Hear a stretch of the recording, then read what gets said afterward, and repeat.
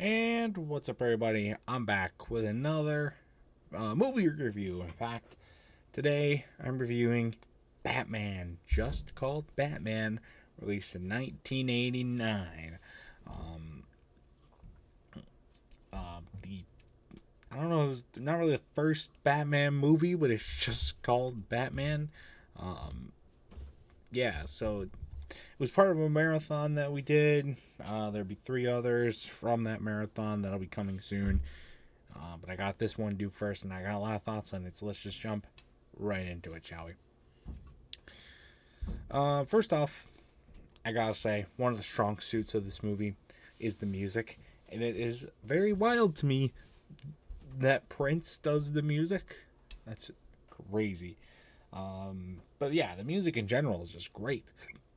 It's really, I think, one of the better points of this film. It always seems to catch the mood right, and it always seems to make it work, and I really like that. So, good job on the music. There's also a ton of like really unironically funny scenes and like wild lines as well. Um, the actors, like, I think the actors really fit the characters. Um, um, especially also like especially Batman, who has a lot of really funny exits and entrances, a lot of which date the movie.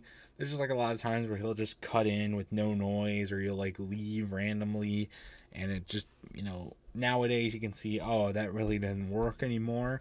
But back then it was definitely for the time, or even ahead of its time. So it's pretty good. I do have to kind of rattle off some of the funnier lines that I saw or heard in the movie. One, King of the Wicker People. Can I have a grant? Bat Vein. You weigh a little more than 108. Completely out there line. Never rub another man's rhubarb. What does that even mean? And you wouldn't hit a guy with glasses. And then finally, as well, oh no, that's a different movie.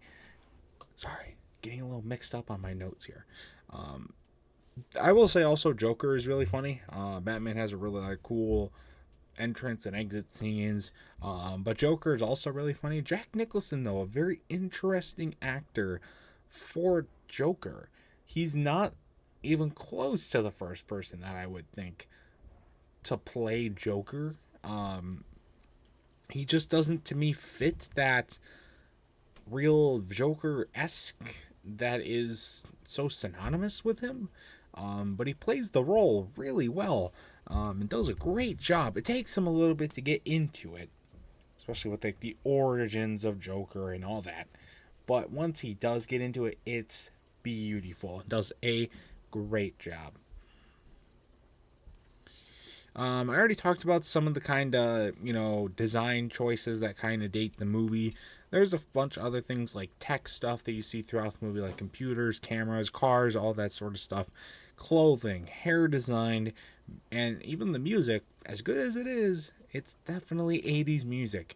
And it dates this movie pretty heavily. Some of it does still look good to this day. I think the costumes, honestly, for the time, looks good. The cars, are interesting cars, but they work. Um, but it does just, date the film. You can definitely tell it's from the 80s. It's an 80s movie. You can tell right off the bat. Not hard to see. The fighting scenes are also hilarious because they, for the most part, really don't carry any of that like feeling of like intensity or like drama that a lot of fight scenes do. They're honestly just a lot. Honestly, they're just a bunch of people going like that, or it's just like really funny, like kicking and like just like air hits, or just like dancing around or flipping a guy over. But it's all like pretty funny. honestly some of the more funny parts of the movie, in my opinion. I got a good laugh out of that for sure. Also, favorite character in all of these movies, not just this one. I will put that as a precedent right now. Is Alfred the butler. Great character. The guy who the actor for him plays it perfectly. Does a great job. So very very very good stuff there.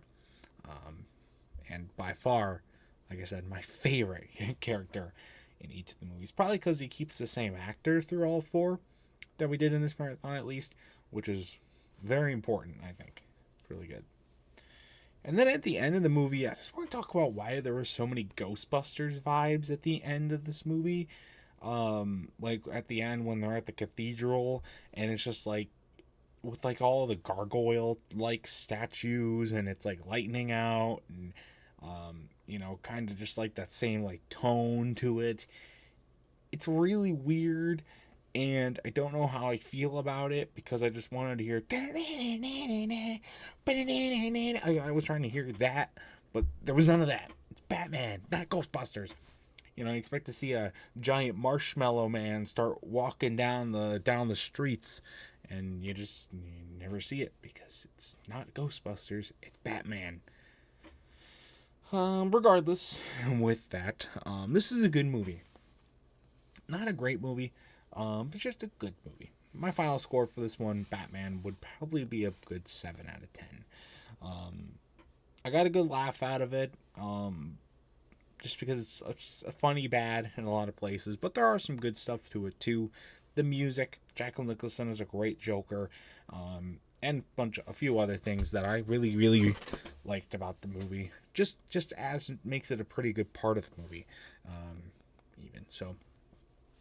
I'm gonna do it for this video though. I'm gonna do it for this review as well. So, what do you think? Have you ever seen Batman? I'll let me know your thoughts about it in the comment section down below.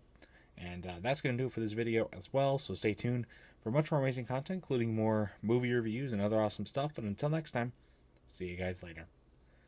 Goodbye.